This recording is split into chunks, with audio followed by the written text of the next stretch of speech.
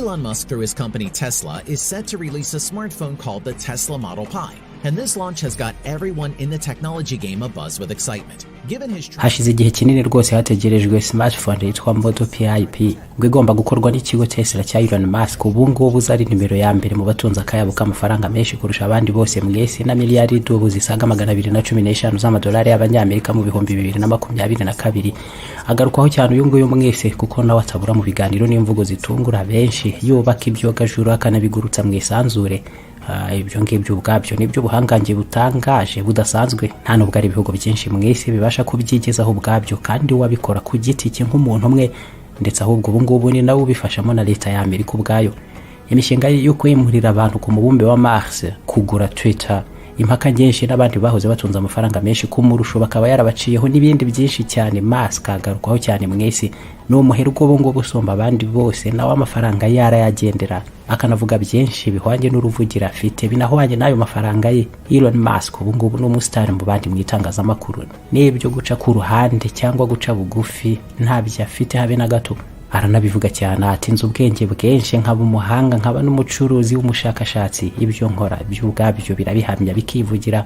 Nubakira isi n'imodokari z'impinduramatwara batigeze batekereza na rimwe ko zizigera zinyura ahantu na hamwe mu mihanda y'isi, kimwe ariko n'ibyogajuru by'ikoranabuhanga ritarabaho abandi bose batigeze batekereza ko bizanabaho. N'indege kereka zitaragurutswa nazubaka ku bwinshi. Aho n'ibigo bya Tesla na SpaceX abagarukaho. Kuba noneho yanashora imari y'akataraboneka no mu gukora telefoni zigendanwa kuri benshi bisa naho ari ibyo byonyine bisigaye, kandi nta kabuza ngo agomba kubikora. Telefoni byemezwa ko yitwa Tesla Pi.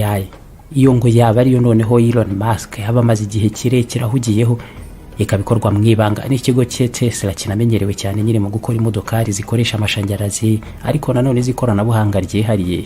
Ikaba telefoni ngo Elon Musk azi neza kwizashyirwa ku isoko ihitira ivanaho iryo soko izindi zose zariho zikazimira, kuko ngo nta uzongera gutekereza gutunga indi telefoni itari Pi.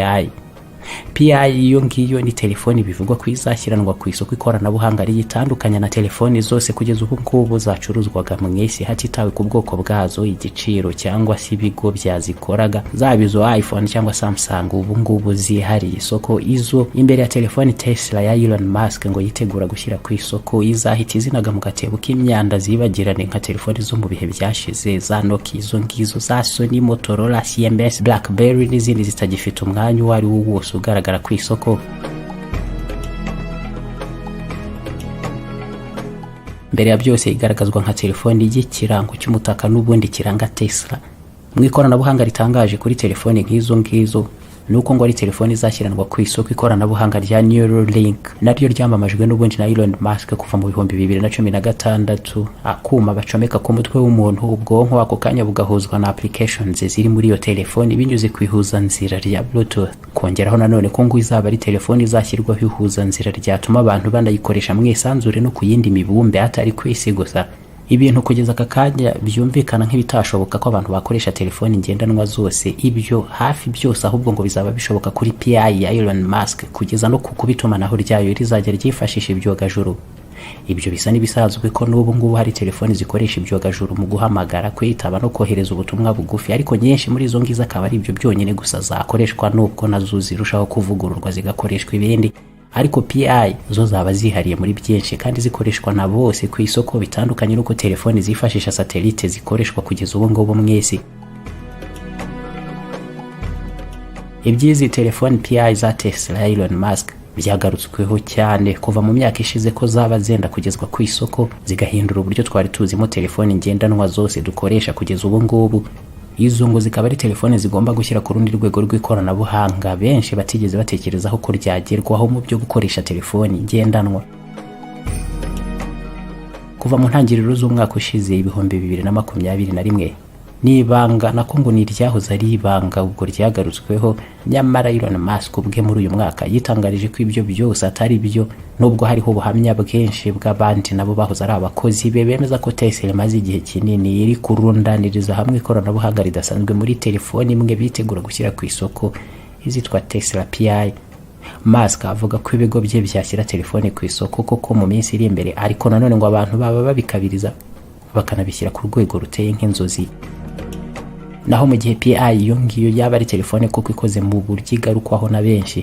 Andi makuru yemeza ko inashyizwe ku isoko byashoboka kwitagerwaho mbere y'umwaka w'2030 kandi nabwo ngo ishobora kuba yabihenze cyane igurwa mu bihumbi runaka by'amadolari y'abanyamerika haramutse hagendewe ku ikoranabuhanga ridasanzwe yashyirwamo iramutse ikozwe mu buryo bugiraho buhurira n'ukwivugwa. Ni mu gihe ariko nanone bamwe bataburaga no kwemeza ko uyu mwaka w'2022 na utazashira Tesla idashyize telefoni yayo PI ku isoko. The whole world is buzzing to see what special functionalities Elon would put in his Tesla Model Pi. What would Elon include in his smartphone to make it stand out from the tough competition? Nubwo ari bisanzwe ko ikoranabuhanga rishya nk'uko muri telefoni buri gihe ryaduka ari telefoni iri ku giciro kiri hejuru cyane bikazagenda noneho bigabanywa buhoro buhoro, no kuri iyi telefoni PI ya Tesla nayo ngo nuko byagenda kugeza ishobora noneho kugurika ku gice kinini cy'abatuye isi.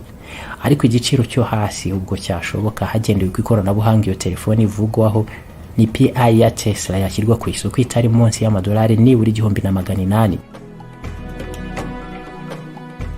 Nubwo ubuhenshi hagarukwa cyane rero kuri iyi telefoni y'agatangaza Elon Musk yaba yitegura gushyira ku isoko, ubu ngo ikaba iri gukorwa mwibanga ku mpamvu zo kugira ngo abandi badatangira gukopera uburyo ikozemo bakaba babwigana itaranarangira cyangwa gushyirwe ku isoko itangire gucuruzwa.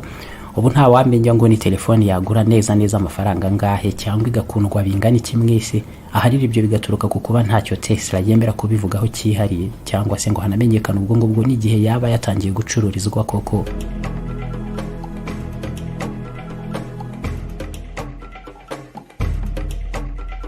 Hanyuma kandi uretse ikoranabuhanga ryihariye iyi telefoni igarukwaho bivugwa ko yabifite ngo izaba yanashyirwamo umuriro w'amashanyarazi akomoka ku mirasire y'izuba gusa, kandi nabwo ikabikoranye iryo koranabuhanga ku buryo ubwayo yikururira urwo rumuri n'imirasire y'izuba ikipakiramo umuriro bitarinze bisaba ko hagiraho icomekwa, kereka bibaye ngombwa gusa wenda yari imaze nk'igihe kinini cyane izimijwe ku buryo nyirayo yaba ashaka guhita ayikoresha. Ibyo bigakorwa gusa ari nko kuyishitura ubundi agakomerezaho ikipakiramo umuriro uko nguko ntaho bisabye kwicomekwa. Ibyo nabyo ngo ni impinduramatwara zikomeye cyane mu buryo telefoni zikoreshwa mu bungubu. Ikaba kandi ari na telefoni byihariye ngo yajye nifashishwa nka telekomande y'imodokari ku buryo ibwirwa ibyikora nko kuyiyobora, ikabikora birimo n'ibindi byinshi nko kumanura ibirahuri no kubifunga n'ibindi nko kwatsa radiyo ndetse no kuyizimya n'ibindi byinshi, ariko ibyo byo bigakorwa n'ubundi ku modokari za Tesla gusa. Ni telefoni kandi byemezwa ko yashyirwa mu buryo bwo gukora amafaranga yayandi y'ikoranabuhanga nka Bitcoin ni crypto mining. Ibyo ariko byo bisa n'ibidatangaje cyane kuko na Elon Musk abigarukaho cyane ndetse aheruka no gukomoza ku ifaranga ryo muri ubwo buryo aryita Mars coin, igiceri cyo ku mubumbe wa Mars.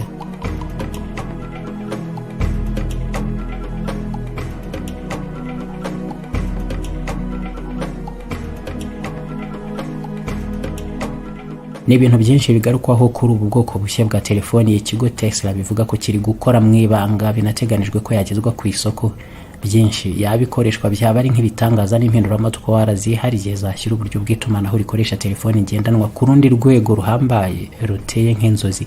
Ikibazo nuko n'ubu ngubu Tesla itaragira ikibyemezaho cyihariye, ariko abandi nanone bakemeza ko ari ukwimana amakuru ku bushake bijyanye n'ibanga ry'akazi n'ubucuruzi. Gusa ku muntu nka Elon Musk bikavugwa ko niyo byaba atari byo, igihe bimaze bivugwa nta kabuza ko nawe cyaba gihagije ngo bimusunikire mu mushinga wo kugira telefoni yashyira ku isoko ikabitana buri impinduramatwara nayo yazana hakurikijwe imirimo ye mu guhimba no kuvugurura imodokari, indege n'ibyogajuru ubwabyo ngo bisa naho ari cyo yaburaga cyonyine.